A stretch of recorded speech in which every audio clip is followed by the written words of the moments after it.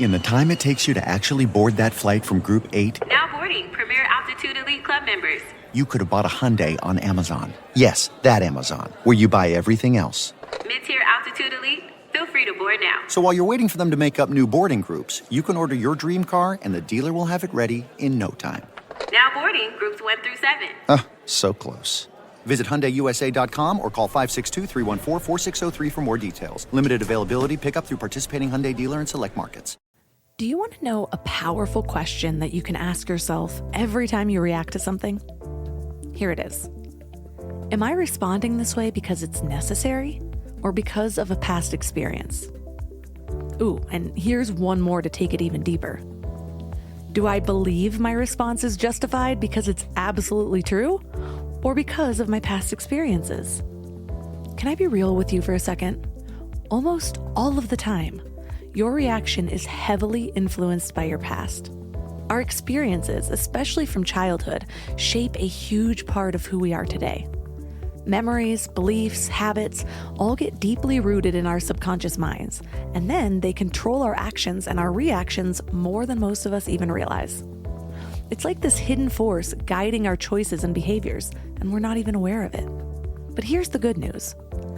Becoming aware of this starts to loosen the grip your past has on your present and your future. Notice I said loosen and not eliminate completely. My personal goal in this lifetime is to become as sovereign as possible. And in case that word has you Googling, sovereignty means having inner power, independence, and self-control.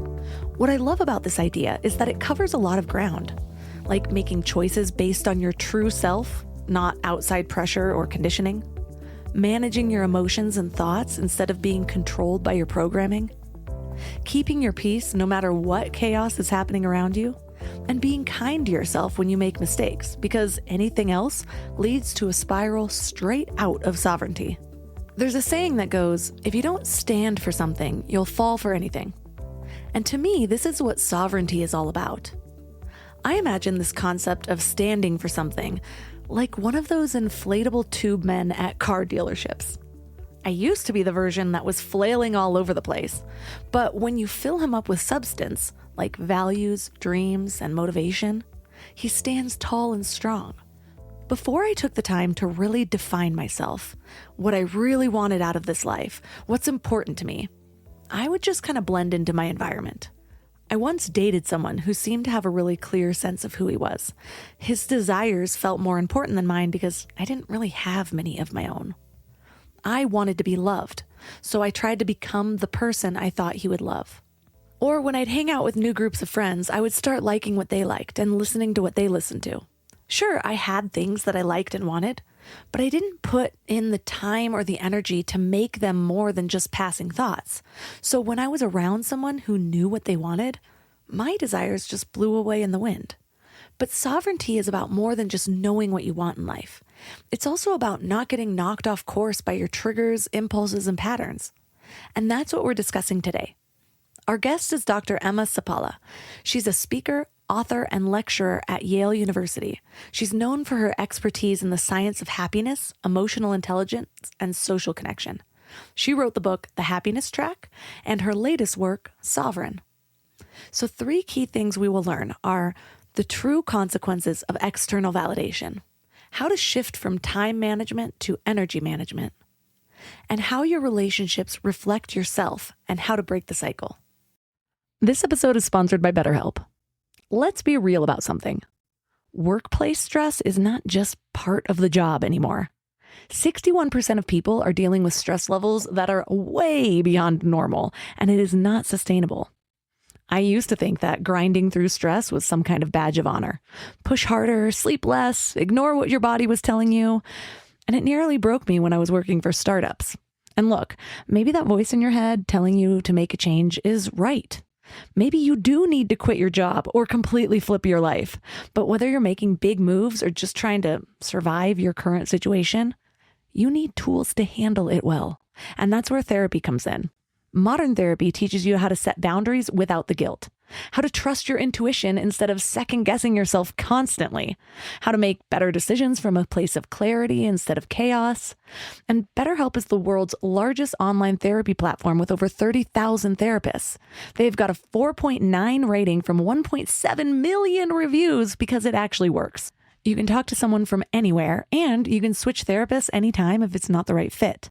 A vacation won't fix chronic stress, but the right support can help you navigate whatever comes next. As the largest online therapy provider in the world, BetterHelp can provide access to mental health professionals with a diverse variety of expertise. Unwind from work with BetterHelp. My listeners get 10% off their first month at betterhelp.com/mindlove. That's BetterHelp, HELP.com/mindlove. I've hired a lot of people over the years, and I can tell you the biggest mistake that most business owners make. They think posting a job and waiting is a strategy, but it is not. Stop struggling to get your job post seen on other job sites. Indeed Sponsored Jobs helps you stand out and hire fast. With Sponsored Jobs, your post jumps to the top of the page for your relevant candidates so that you can reach the people you want faster, and it makes a huge difference. According to Indeed data, sponsored jobs posted directly on Indeed have 45% more applications than non-sponsored jobs. One of the things that I love about Indeed is that it makes hiring so fast because the best candidates are already there, actively looking. Plus, with Indeed Sponsored Jobs, there's no monthly subscriptions, no long-term contracts, and you only pay for results. How fast is Indeed? Well, in the minute I've been talking to you, 23 hires were made on Indeed, according to Indeed data worldwide. There's no need to wait any longer. Speed up your hiring right now with Indeed. And listeners of this show will get a $75 sponsored job credit to get your jobs more visibility at Indeed.com/mindlove. Just go to Indeed.com/mindlove right now and support the show by saying you heard about Indeed on this podcast. Indeed.com/mindlove. Terms and conditions apply. Hiring? Indeed is all you need. Can we talk about back to school chaos for a second? The kids are getting back into routines, everyone's schedules are crazy, and suddenly you're supposed to have dinner on the table every night like some kind of magician. But want to know what I figured out? Shopping, planning, and cooking food really can be simple and stress-free, which is why I love Hungry Root. Hungry Root takes the stress out of mealtime by filling your cart with personalized picks and planning your week of meals, getting smarter with every order. With over 15,000 recipes to choose from each week, many ready in just 15 minutes or less, it's a huge lifesaver on those busy weeknights. I personally love their Smart Cart technology. It learns what I actually like and then recommends groceries, recipes, and supplements tailored to my tastes and needs. Plus, I love the kids' snacks section where I get these really easy snacks to just keep in the car or throw in our to-go bags or lunch boxes for those of you who need them. They screen out over 200 additives, including high fructose corn syrup and artificial sweeteners. They only source high-quality meat and seafood with no hormones or antibiotics, and they carry trusted brands like Oatly and Vital Farms. The time that I have gotten back has been incredible. Take advantage of this exclusive offer. For a limited time, get 40% off your first box, plus get a free item in every box for life. Go to hungryroot.com/mindlove and use code MINDLOVE. That's hungryroot.com/mindlove, code MINDLOVE to get 40% off your first box and a free item of your choice for life. hungryroot.com/mindlove, code MINDLOVE. Mr. Gecko, you're a huge inspiration to us all, but who was your muse? My dear old Nan. She would tell me, always remember to be true to yourself and to use that fast and friendly claim support on the Geico app. I follow her advice to this day. Get more than just savings. Get more with Geico. Behind every perfectionist or high achiever is an experience of conditional love, right? At one point you learned, I will only be loved if, right? We can learn that very young as a kid, right? And with that means that you go through your life shape-shifting into anything that you think others will accept. And in the process, you're sacrificing your own self. Turn up your frequency with MindLove. Bite-sized brain hacks for seekers, dreamers, and doers. It's time to give your mind a little love with your host, Melissa Monti.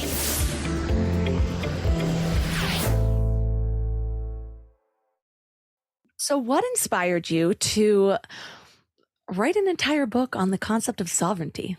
So, I wrote my first book on the science of happiness. I grew up in France where people tend to be pretty grumpy and kind of see things negatively. And then I came to the US for college and I was like, oh, people are really positive here, which I like better. But I also saw people that were just driving themselves into the ground with work. And there was like a type of suffering there. And then I lived in China after college and I saw people who had nothing and were grateful for everything and were so freaking resilient. I was like, oh my gosh, it's so interesting. You can be in a place where people have everything and are unhappy, and you can be in a place where people have nothing and are really happy. And it just got me thinking about like what actually makes people happy, fulfilled in their lives, which is a question that we don't talk about in school or college or anywhere really, right? So I went on to do a master's in East Asian studies to study more about like these technologies, many of which stem out of the East Asian traditions, South Asian traditions, and to cultivate a happier, more sovereign state of mind. And I wrote my first book, The Happiness Track. And then, fast forward 10 years later, I had a couple kids and a couple different things I was doing in my life professionally. And it just hit me, I think during the pandemic at some point, that, you can do all the happiness practice in the world, all the well-being practice, but if you're still falling for ways of thinking and acting and behaving that are life destructive, self-destructive, that are not life supportive, it doesn't matter how many well-being practices you do. You're still stuck. You're still bound. You're still unhappy. You're still not living at your fullest potential. And so I wanted to spell that out for people and also show, a science-backed way to regain our internal sovereignty, inner freedom. Because, a lot of people have everything and they may be doing all the things, but they're still struggling. And we see that all the time.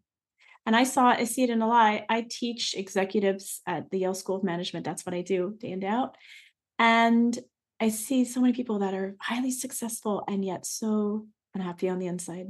So this book is it sort of came to me and it was like, it just felt like it was timely. How do you define sovereignty? And you mentioned reaching our full potential, but I feel like a lot of times if it comes up in context, it's more around like, I've heard it, there's a whole like rabbit hole of the sovereign man, apparently people understanding their rights to such a level that they're not held by like paying taxes and stuff like that. So when I think of sovereignty, that's the first thing that comes up. But how do you define it? Yeah, so the way that I'm talking about it here is more internal sovereignty.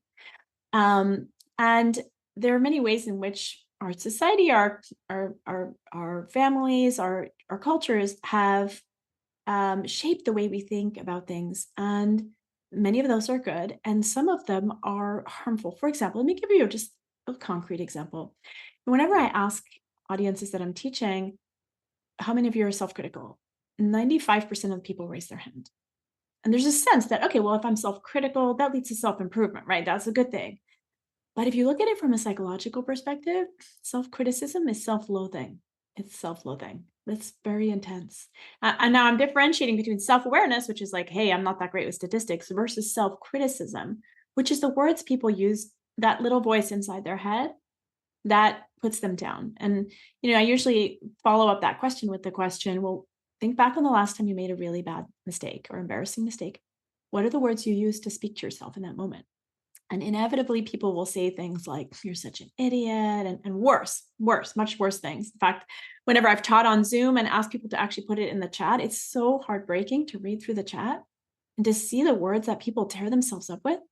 And then I usually ask, like, well, what's the difference between you and someone else? Like, what do you say to your best friend who calls you after making a big mistake? And usually they'll be like, oh, you're okay. Everyone makes mistakes. It's no big deal. You've got this.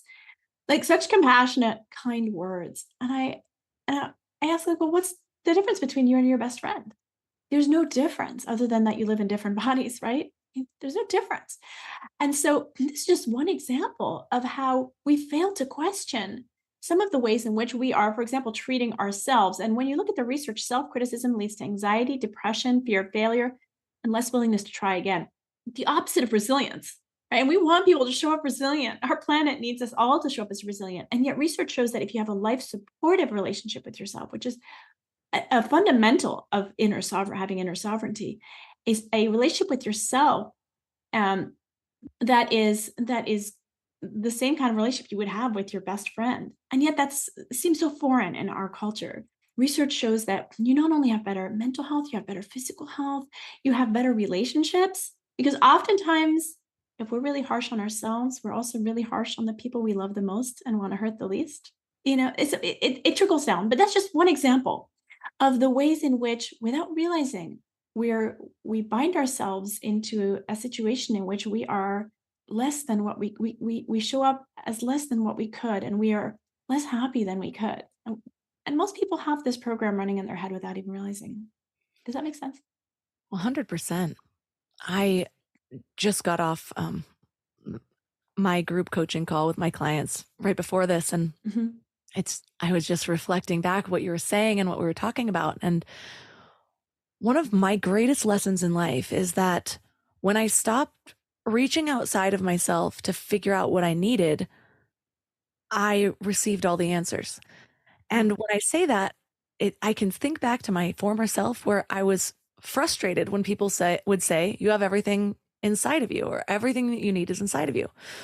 Right. But as I actually started to live this and opened my awareness to something beyond what I thought that meant, I started to understand like the through lines of, like, for example, a gratitude practice. You can't have a gratitude practice. You can't enhance gratitude in your life by saying, I just need more things to be grateful for. I just need more things to be grateful for, because then you're amplifying the feeling of need, and you're actually giving more attention to this feeling of need and lack that you don't have enough to be grateful for. And so the whole point of a gratitude practice is to find what you have now, to actually feel grateful for that. And then you start to notice more things to be grateful for. And then you start to even attract more things to be grateful for. It's like it explodes. And even that, as I kept with practices like that, I started to realize the reason that is, it's not just the law of attraction. Like, oh, I'm feeling grateful for, so now I'm bringing in more things. You can look at it that way. But I started to realize that focusing on gratitude expands my capacity to hold gratitude.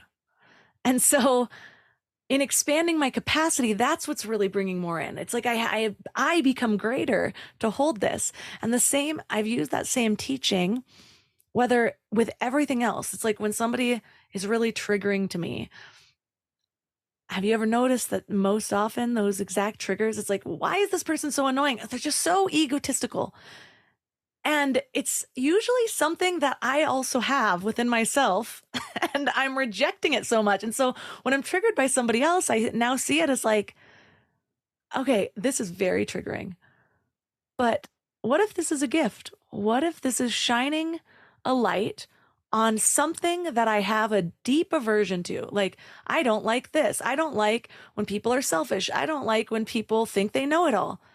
Am I never selfish? Do I never think I know it all? It's like shining lights on the areas that we are self-rejecting. And so the only way to fully heal is to expand our capacity to hold all of these things, to give love in light of these things. So anyways, I was going on a whole mental tangent as you were telling that story. I love that though, because, you have become so sovereign. And that's what I talk about in the relationships chapter of the book is exactly that, relationships, a sovereign perspective on, a balanced, so I contrast the bound state versus the sovereign state. A bound state is taking our finger and pointing it at other people and blaming them for this, that, and the other. And a sovereign state is recognizing that relationships are often, not always, not always, but often a reflection of our own selves, if you see them as mirrors. And again, I'm not making excuses for like abusive behavior or anything like that. But for myself, I'll share a personal example that I was in an abusive relationship about 15 years or so ago. And it was a direct reflection of my own relationship with myself. It was a mirror, and our relationships often are mirrors. And that's why oftentimes we'll find repeat patterns. Oh, this is happening to me in my romantic relationship, but it's also happening to me in my work relationship, and it's also happening with my child. What's going Well, is it those people? Or is it that we haven't learned the lesson, the boundaries, whatever it was? So it's such a sovereign observation that you made.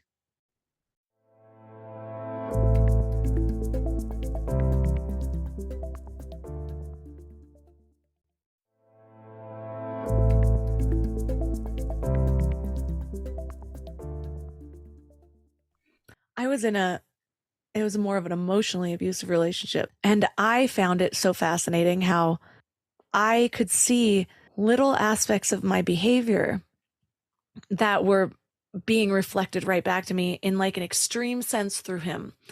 And so I totally know what you mean. And it's a touchy subject because you can't just go to the masses. And it's like you have to be very careful of your words because people will interpret it as like, you caused this, you weren't joyful enough to not be abused. And it's just, that's not what it is. But No, when we really understand the intricacies, I remember looking at relationships when I was younger, and I didn't realize how low my self-worth is. I just thought that, the way to keep, like, to make a man interested in me, for example, was I was kind of promiscuous for a period of time. I didn't know how to say no because I was worried that if I said no, it would like interrupt his momentum toward me, or I don't know what. Like in my mind, it's like, well, then I don't know. I'll get him with this, and then he'll realize how great my personality is, like, or something like that. And I would see certain friends who just had this confidence, and they would just be able to say like, no, I don't do this on the first date, or this is moving too fast. And I remember the amount of times that I would sit there and just have like wonder for that person. And I didn't realize until later on that that is what it looks like to exude your worth on the outside. It doesn't have to be with those exact circumstances, but I was coming to relationships from a place of need, and how can I like bring them in and then like really show them this is cool versus like, this is what I deserve. This is what I stand for. And who is right for me is going to be able to see me for who I am. I'm going to see them for who they are. And we're going to attract on a level that's different than just the carnal pleasure after tequila shots at 4 a.m. in a frat house, It's so true. And I love what you said, that it is a very delicate subject, and we're not victim blaming at all. There are many situations of abuse that are nothing to do with that. But I was just sharing from my own perspective. If I was honest with myself, I could clearly see what was going on. But yeah, relationships are great mirrors, especially when they trigger us, right? Like you said. So, and that one aspect. So a key aspect of sovereignty is this idea of awareness, like awareness. Oh, I'm aware of how I'm treating myself. I'm going to deprogram that. I'm going to shift that, where I'm aware that these triggers that I'm receiving in my relationship are a reflection of something within me that I'm rejecting. I love how you put that. So that's like, so it's so key. When you consider, can you illustrate, for example, how someone would see maybe the same things within themselves? Maybe it's an area that could be optimized. What is the difference in handling it with self-criticism versus approaching that with self-awareness? Yes. Like, play it out. I'll give another personal example. I share it in the book. I think I opened the book with this story, in fact. I give keynotes at conferences, and I was slated to give a keynote on a Saturday morning. I don't usually work on Saturdays, and this was planned for 6 months, and I was going to do it on Zoom.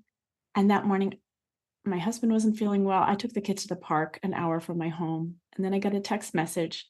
Are you having trouble logging on the conference? I had forgotten about it, and there's no way I was going to get home on time.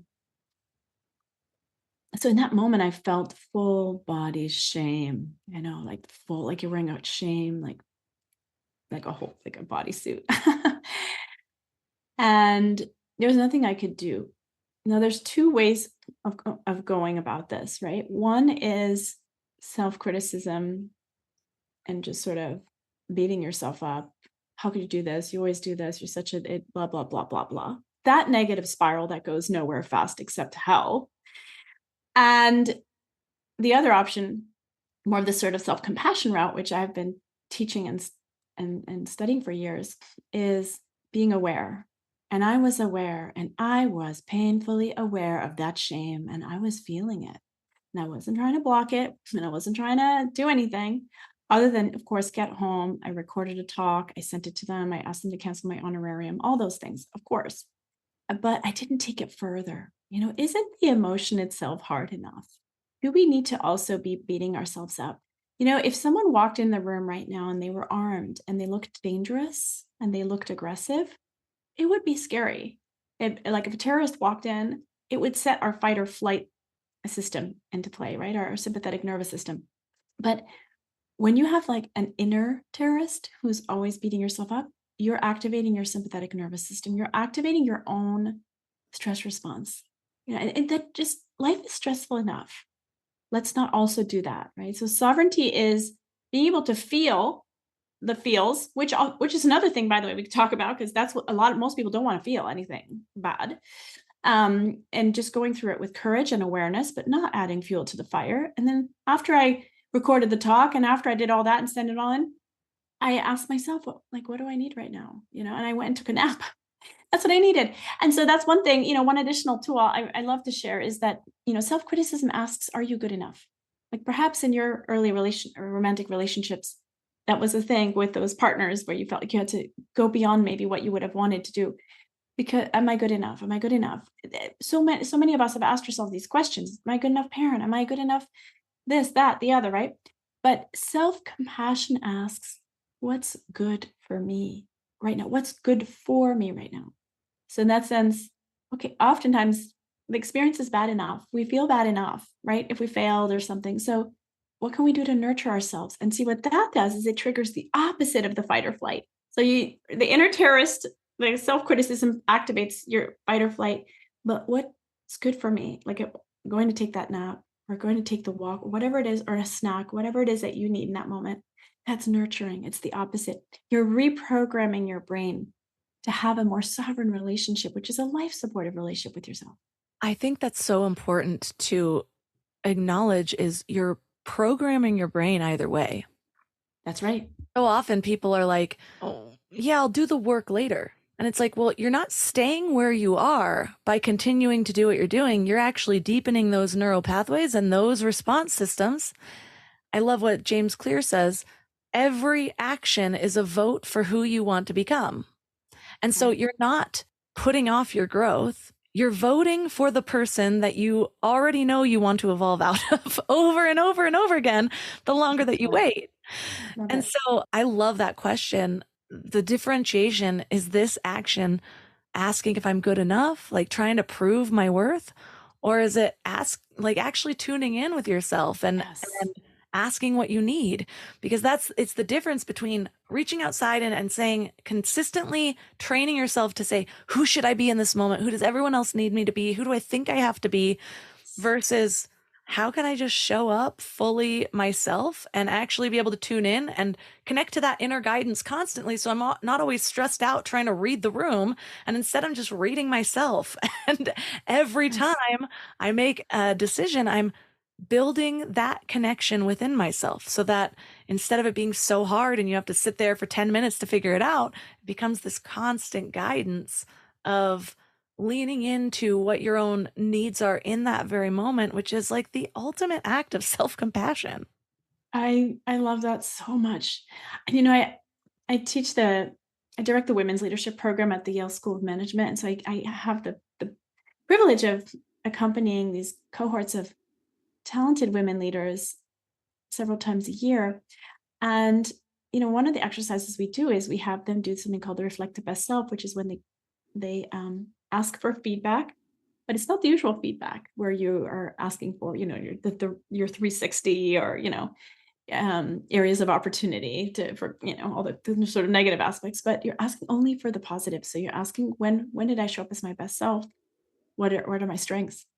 And it is so hard for people to ask for that. And then it's hard for them to read it. Also, they often end up crying reading it because they feel like it's like a eulogy. It's so touching. But I often ask, would you be more comfortable asking for negative feedback? And they're like, yeah. And like, why? Like, what? How does that make sense? It doesn't make any sense, but that's why it's like a program. It's like we're so conditioned to be disconnected from ourselves as opposed to connecting in and nurturing. It's like an ancestral program almost, to the point where it just feels so weird to people, you know? And yet I love Maya Angelou's quote, which is, I learned a long time ago that the wisest thing I can do is to be on my own side. I love her quote. And then I also love Audre Lorde's quote, self-described gay Black woman in a straight white man's world. You know, she was an activist and a playwright and a lot of amazing things. And she said, self-care is not self-indulgence. It's an act of political warfare. Isn't that powerful? It's like, how are you going to show up on the battlefield of your life? Are you going to show up limping because you kicked yourself on the way there? Or are you going to show up in brand spanking new armor because you loved your way there? I love that. I always come back to the idea that the energy that you're in is the energy that you're sharing if you're creating anything. And so it's like, and it's how I don't like the toxic positivity movement where any feelings are bad. Right. But I am aware of what feelings I create within. And so if I'm going out there and sharing in the world, like, yes, I have my people that help me process and whatever, but those are the people who've like had an agreement to create space for certain things with me. But it's more about like the feeling, the releasing. And when I think about myself as the energy. And when I think about myself as the energy, it's so much easier to have any sort of compassion, because then it's just like, well, what does this energy need? Like if I'm just picturing myself as this glowing ball, maybe I'm angry and it condenses and it's this little targeted red arrow kind of, and it's like, you can carry that around and point the blame to everything else and say what everybody else needs, but like, you're the one that needs to transform here. That's what you're carrying. The anger is a hot coal, expecting someone else to get burned type thing. But then if you even take it further and consider that energy never dies, it just evolves. When you die, say you're leaving your little energy ball here. What are you leaving? Did you work your entire life to figure out how to amplify and build up this energy to be like this big golden light of love? Or did you carry around shame and self-criticism and you just hardened it to this little black ball that now the earth has to deal with after you die? I know it's like, it's kind I of love that. I just redefined what legacy really means. I was taking my coaching clients through this, and so often we're like thinking, oh, I need to build my legacy, and we stress ourselves out trying to like build something concrete that's gonna disintegrate anyways eventually, because everything does. Yes. What if you looked at your legacy as the energy that you carried and taught yourself to transmute and build up and affect the entire planet with ripples of love? I love that so much. I love that so much. And that's absolutely gorgeous and absolutely true too.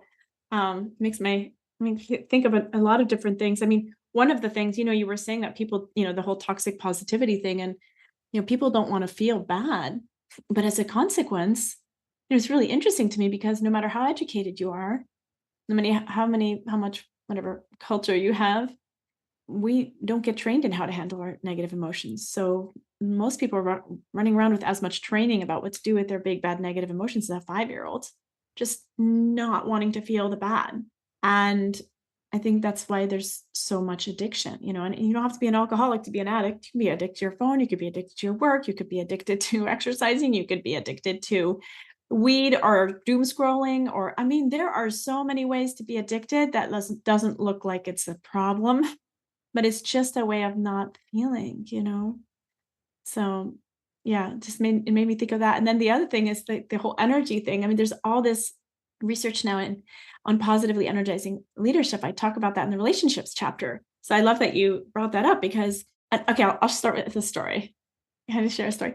So my friend Itel, she's a human rights and environmental lawyer, and an activist, and she'll go and do investigations in like the jungles of Africa or South America and find companies that are doing deforestation for their rubber companies or chocolate companies or whatever.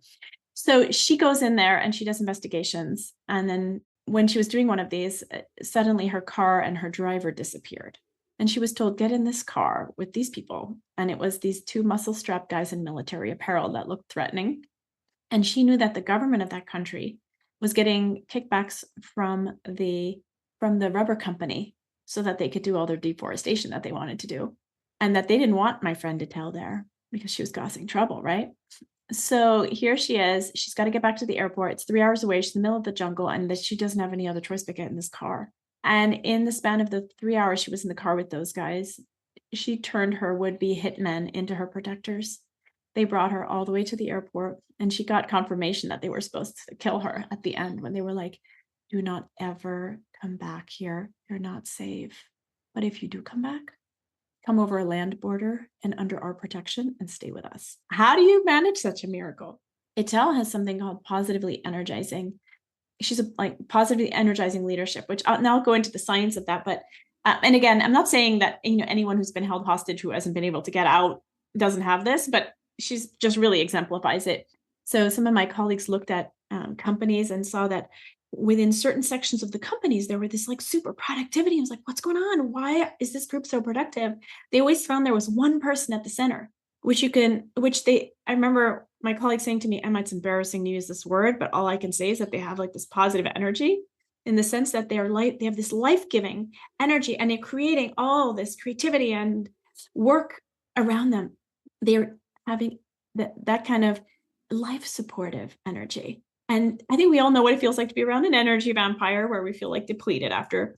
But the opposite is also true. You can be a positive energizer. And that is one of the keys to highly successful relationships. So I love that you brought up that analogy because, we can go around our day with an intention to be there for others, to uplift others, even if it's just with a smile or a nice comment, right? It doesn't have to be complicated or not. But when we do that, we create this ripple effect of life around us. But get this, what the research shows is it's not just the people and those people enliven others, but through those interactions, they re-enliven themselves. So it's an energy cycle that doesn't deplete, just like physical energy depletes, right? Then you have to go to sleep, or emotional energy, you can get depleted, but not through this positive relational energy. It's very powerful. And Etel beautifully exemplifies this. And yes, I just had to share that given the beautiful comment you just shared.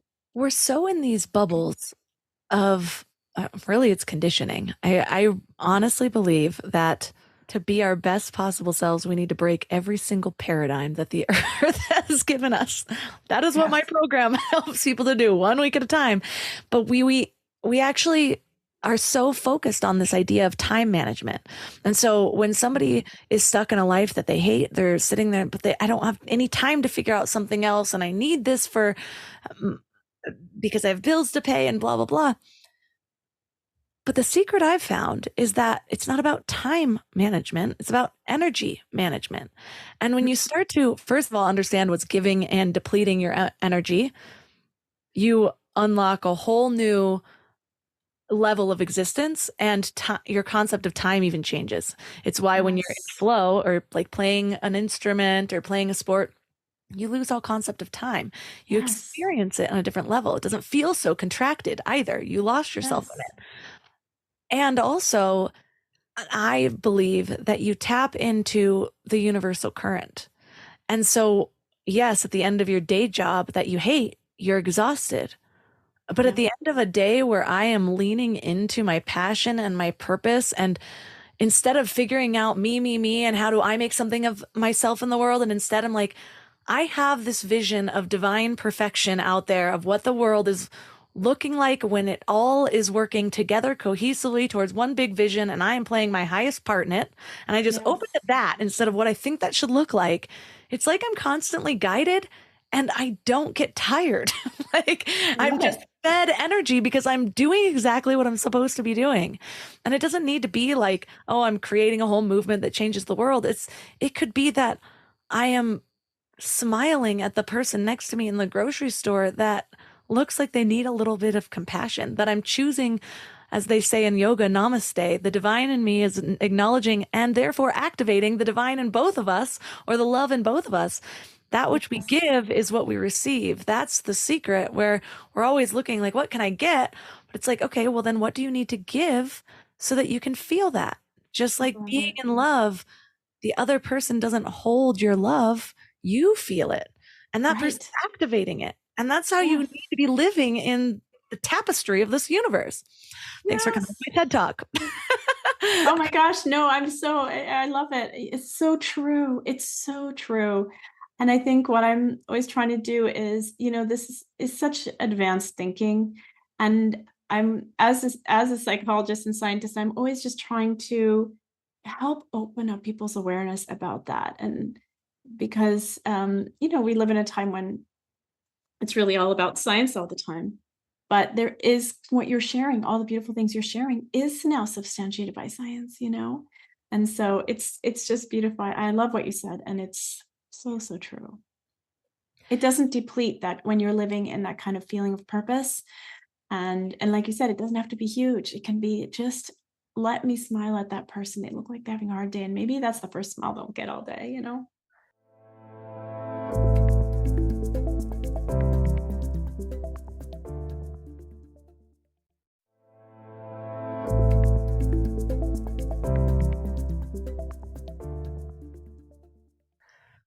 And if you're listening to this and it's just like, okay, yeah, that's all good and well, but it doesn't resonate with me, I'm still surviving. I get that. It's just like when you read a book and you think you got everything out of it, you read every word, and then you go back and read it 2 years later when you're in a different place and you get something completely different out of it. These teachings exist and they will mean something different to you as you progress through your life and evolve your way of thinking. And so I want to meet some people where they are, because I love the concept of sovereignty, and I fully relate to, like, looking back, I can see how I was just living in a bound state, as you call it. And I was subject to so much outside of myself because of that external validation. And one of the things that you teach is that that external validation actually makes people vulnerable to manipulation and control. And boy, do I know this. I lived and breathed this, but I'd love for you to explain that to people so they can potentially see if that is something that is occurring. Why don't you share an example of how you experienced it? And then I'd love to go into the science of it. I recognized a time in my life where I always kind of just moved around. Like when things would get hard, I would move. And it was easier than dealing with conflict, or when I realized things weren't as they should, I'm like, let me just start all over. But what I learned through that, from moving, like being in college and then going to Texas, then going to Palm Desert, then LA, I have a lot of groups of friends in totally different places. Whereas like my husband grew up and had the same friends. And so one would come and go, and it was, but the main core thing. And so he was just kind of him moving through it all. Whereas I was like, oh, I'm in a whole new place with a whole new people in a whole new state. And I would find myself dressing differently and liking different things. And it's interesting because at the time I would have told you, I don't really change around people. Like I thought I was still just myself, but I wasn't. I was trying to be what I thought would make me likable. And so that goes back to even my like promiscuity phase. I look back, some of the things I said during that phase, like I had a lot of really close guy friends and I wanted to be like the cool girl. And so I was not a girl's girl for a while at all. I didn't understand. I would say things like, here's a inappropriate example. But I remember actually telling people, my guy friends at a time, one of my guy friends was dating a girl and she said she had never orgasmed through intercourse. And I like fully had a conversation with him and all of our guy friends shaming her. Like, oh my God, I would hate to be with that girl, blah, blah, blah. Meanwhile, at that time, I had never had an orgasm through intercourse. Like, just fully lied because I didn't want to be the one that made a man feel like not a man. Meanwhile, I am sacrificing my ability to ever have an orgasm with a guy because I'm not sitting there saying, this isn't working for me. Let's try something else. So that was a really raw example, but there's one for you. No, absolutely. And the sister of a friend of mine, she had a really bad illness, and she was told she needed to change her lifestyle in order to feel better, and she decided not to because she didn't want to not look normal. I mean, that just goes to show, wow, like you would prefer to look normal than to save your own life, you know? And I think it goes back to this idea of just, like you said, just wanting to be accepted. I often, this thought came in my head just last week. I was thinking, behind every perfectionist or high achiever or is an experience of conditional love, right? At one point you learned, I will only be loved if, right? We can learn that very young as a kid, right? And with that means that you go through life shape shifting into anything that you think others will accept. And in the process, you're sacrificing your own self.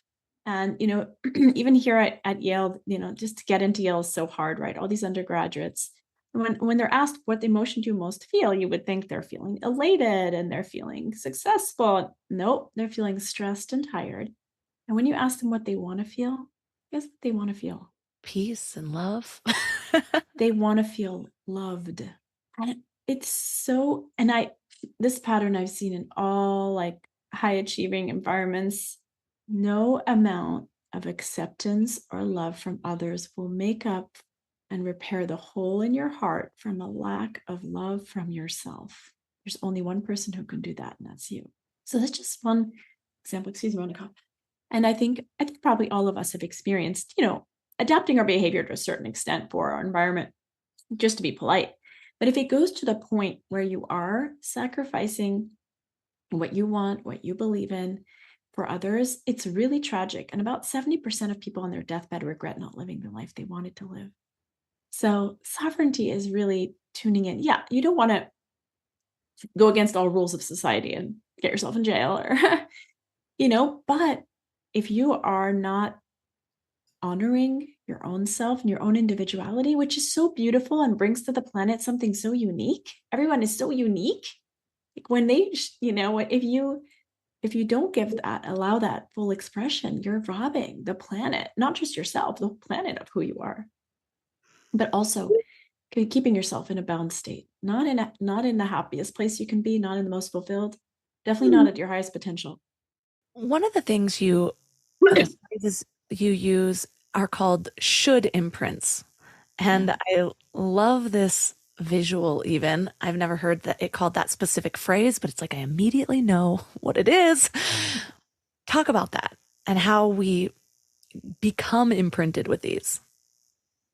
Yeah, this idea that we should be like this or, or should not be like this. And we learn that growing up. And again, some of it to a certain extent is normal. Like we long to belong. Like that's just very fundamental to us. But if it's to the extent where where you're completely disconnected from yourself to the point you're not even aware of what you want or who you are, or not making room for that, that's just so, if you think about it, it's so like schizophrenic. You know what I mean? And I don't mean that in a demeaning way towards anyone with schizophrenia, but I mean, it's you're divorced from yourself. That is probably the most destructive relationship you can have with yourself, but also it's bound to lead to mental health issues. It's bound to lead to depression. It's bound to lead to anxiety because, when you're in an abusive relationship or in a toxic relationship with someone, it's horrible. But when you're in that relationship with yourself, and most people, complain, toxic workplace, toxic relationship, they're in a toxic relationship with themselves as well, oftentimes, and we fail to question that. I feel like it's on two levels too, where in one level, you're so used to treating yourself that way that you stay in situations because it's familiar. Whereas other people, like, have you ever been in a situation where you watch somebody else just have boundaries and walk out and it's like, I didn't even consider that. Right. Like, that's how I feel with so many past relationships where I'm like, instead of trying to be something even better so that they like me more, leave and go find someone who actually acknowledges how amazing I am. And then I do believe that there's a whole spiritual level of it where, yeah, we call in the lesson that we need to see. And so in that way, even something awful can be a gift if we get the lesson out of it, if we find our worth through it. And that's why, just as you said, we often keep being encountered by very similar situations until we get the lesson.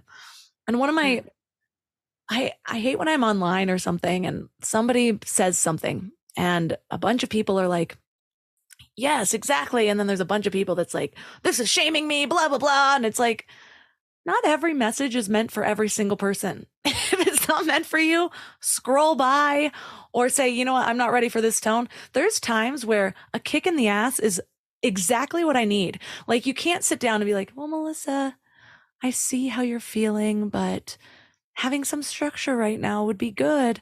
Sometimes I need I'll go on a YouTube video and find the masculine energy motivational video that's like, get up out of bed. You want to accomplish your dreams. You need to go for them. It's your responsibility. And other times I'm just not open to that. And I need someone to come sit there, pet my head and say, now's not the time for getting up at 4 a.m.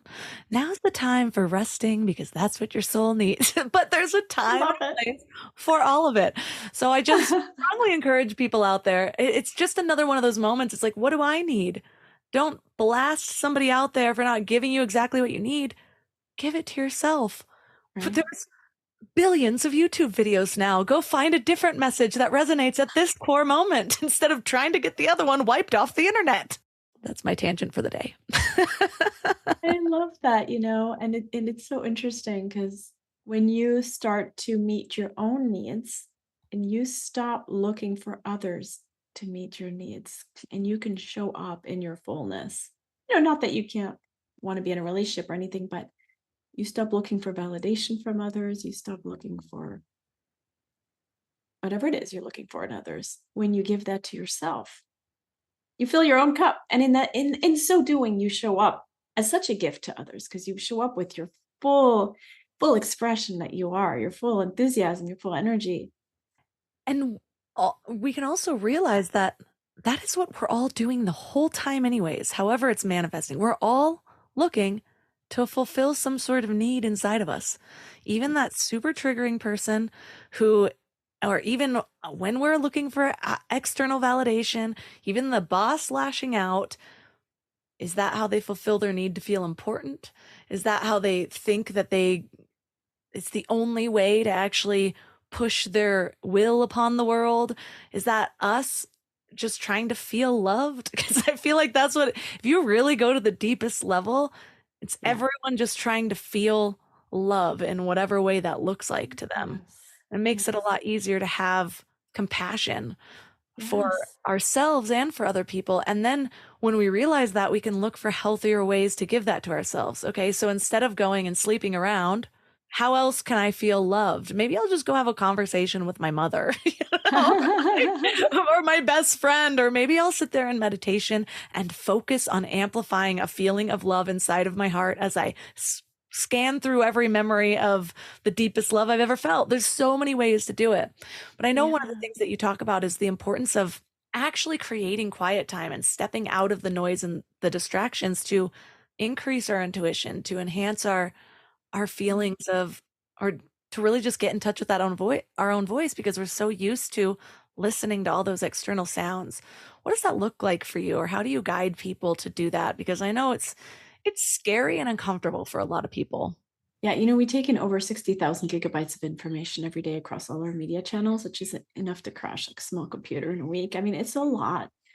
We fill our minds with so much stuff, and you got to ask yourself, what are we filling our minds with? How much of it is complete junk, And how much noise, how much can we hear our own inner mind if we're constantly filling it with stuff? Like whatever you watch, the expression "you are what you eat" is also true of your mind, right? Whatever you're stuffing in your mind is what's going to be there. You're stuffing your mind with news, you're going to be feeling stressed and scared and down, right? You fill your mind with porn, that's what you're going to be thinking about. You're going to fill your mind with perfect Instagram accounts, you're going to be thinking, whatever it is.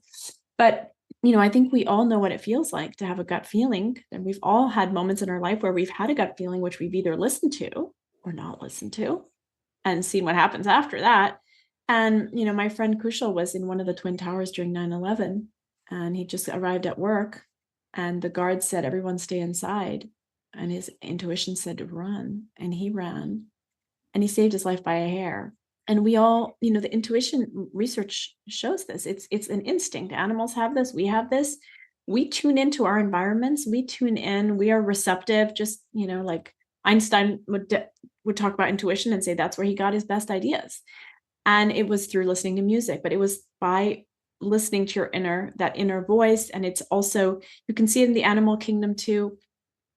Just to give you a really concrete example, have you ever been around someone where you don't feel comfortable around them, but you can't understand why?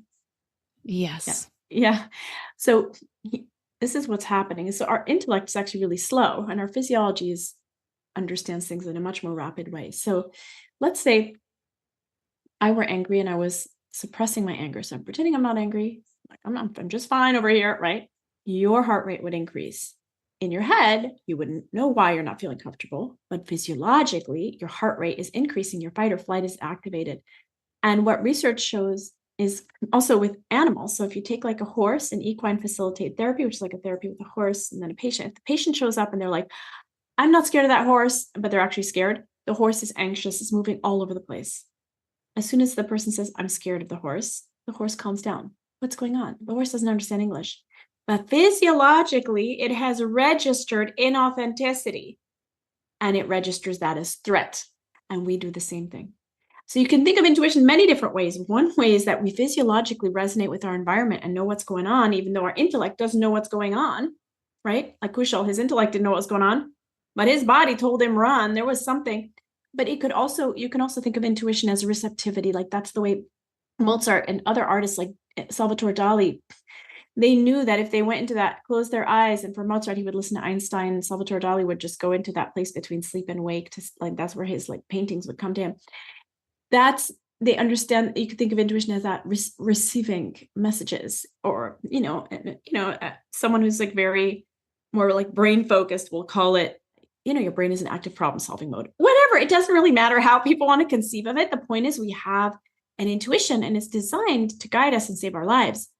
And what my friend Joe Michaels, who's a neuroscientist, found is that when you're making a complicated decision, you're going to make a better decision if you go with your gut than if you're just thinking it through. If it's a simple decision, it doesn't matter. But if it's a complex one, going with your gut is really going to help you make better decisions. So anyways, in this world that's so noisy, so loud, so much coming at us all the time, it's so easy to never tap into the intuitive state of mind, which comes when our brain is in alpha wave mode. It's not highly focused. It's not on a screen, staring, focusing. It's not so lethargic that it could go to sleep. It's that in-between mode.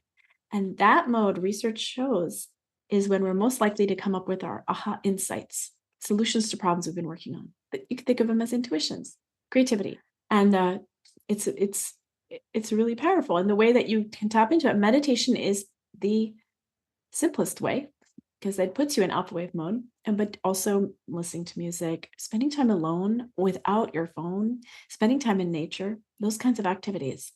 And in a time that's so busy and so noisy, it's rare to do that, but it's essential so you can have sovereignty and use your intuition.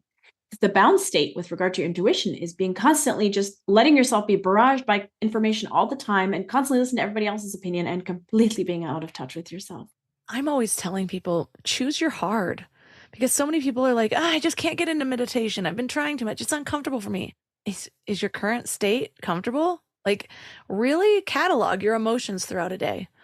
What do you feel a majority of the time?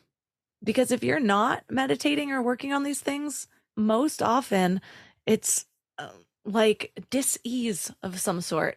You're triggered, you're upset about this, you're thinking back to this, and that is not comfortable. And so now meditation, it took me a while to get there, but now meditation is like this bliss space that I enter. And when I feel like it's going to be painful, which I still have those moments, I'm just thinking too much, I can't sit down and meditate. I'm like, that's when I need it the most. And it does actually rewire your brain. I remember learning when I was trying to overcome different addictions. One of the books that really helped was by Dr. Judson Brewer. And he talks about how in brain scans, there's our default mode network, and this part of the brain is responsible for things like rumination and worrying, and people that think a lot about the past or the future and are worried, that's activated, but it's also our center of self referential thinking. So when we're thinking about ourselves, and a lot of times when we think we're worrying, we're not realizing you're thinking about yourself, like that you're enhancing these feelings of yourself. And his way wasn't even just meditation, it was loving kindness meditation, and showed that made the most rapid changes to your brain. There was another study that talks about the wheel of awareness meditation, and it actually changes your brain too. And it's putting these two together is so interesting to me, because what the wheel of awareness does is it basically, like, you tune into your body, the inside, then the outside, and you just keep expanding your awareness outward. And it showed by practicing that changed your brain also. It decreased the activity in the amygdala. And it's just interesting to me how in both practices, one is just expanding to see beyond yourself, and one is actually sending positive emotions outside of yourself.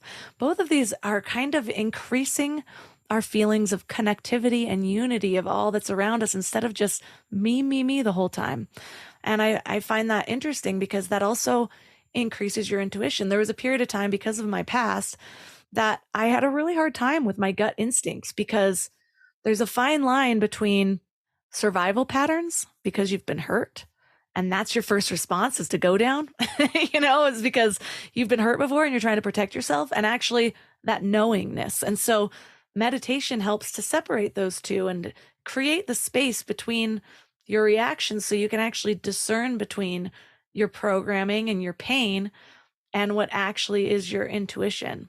And I love that you mentioned Kushal Choksi was, if anyone wants to listen to his episode, which was really powerful, you can go to mindlove.com/x66, but it's a really good listen.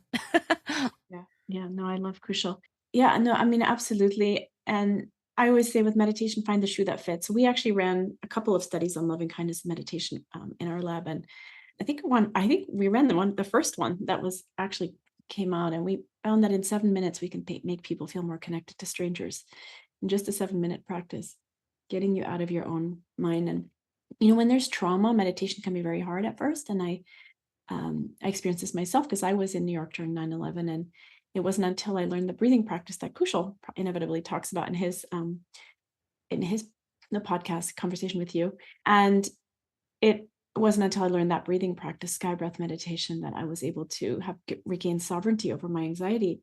And fast forward 10 years later, I was working with veterans with trauma, and nothing was working for these guys. And so we ran a study looking at the effect of this breathing practice, the sky breath meditation. And it was amazing. A lot of them were bunkered up in their basement, smoking weed and drinking and self-medicating, and they were able to gain sovereignty and move on with their lives.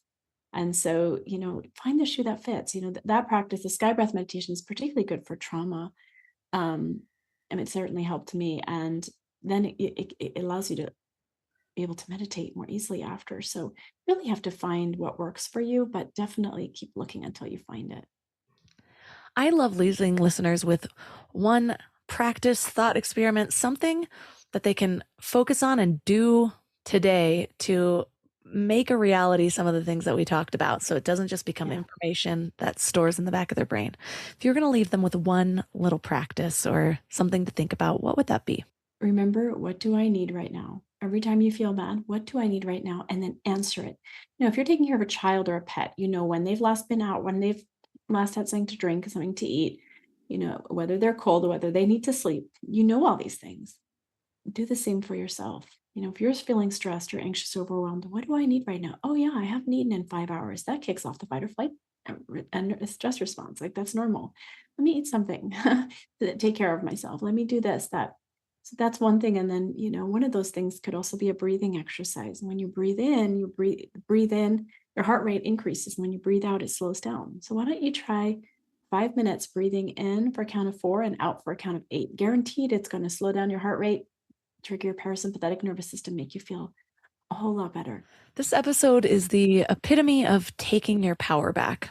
And I always love reflecting back on where I was when I first heard certain phrases. And so often I can think when something sounds like bullshit or just esoteric nonsense, and then you start to live it and you start to understand really what it means. And this is exactly what that is. It's like instead of being subject to everything else and everyone else, you actually have the capacity to be in your calmness and feel in the ways that you intend to feel, and to have, like, take control of your sovereignty. Just feel sovereign in your life instead of feeling like you're blowing in the wind. So thank you so much for the research from your book. For listeners that want to dive deeper, where can they find you and your book? Yep, my book is called Sovereign: Reclaim Your Freedom, Energy, and Power in a Time of Distraction, Uncertainty, and Chaos. And you can find it anywhere books are sold, Amazon or anywhere. I'm on Instagram at The Happiness Track. I'm also on all the things, YouTube, Facebook, so forth.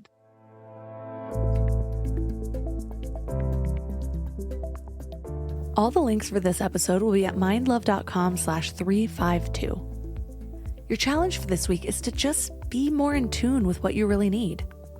Rather than reacting to whatever's happening, whether we're hangry, whether we're triggered, all the things, take a moment to pause. This habit of pausing in itself is wildly beneficial. But during that pause, ask yourself, what is it that I really need right now? And trust the answer that arises. If that answer has anything to do with somebody else doing something, maybe sit in it a couple more seconds. This is about what you need, how you can fill your own cup, how you can begin reparenting yourself, responding to your needs in a more powerful way. And I call it powerful because, like we talked about in the beginning, if we are always requiring somebody else to do something for us to reach peace, we are not empowered. That is the opposite of sovereignty. Suddenly, our moods, our well-being is all at the whim of what somebody else is or is not willing to do.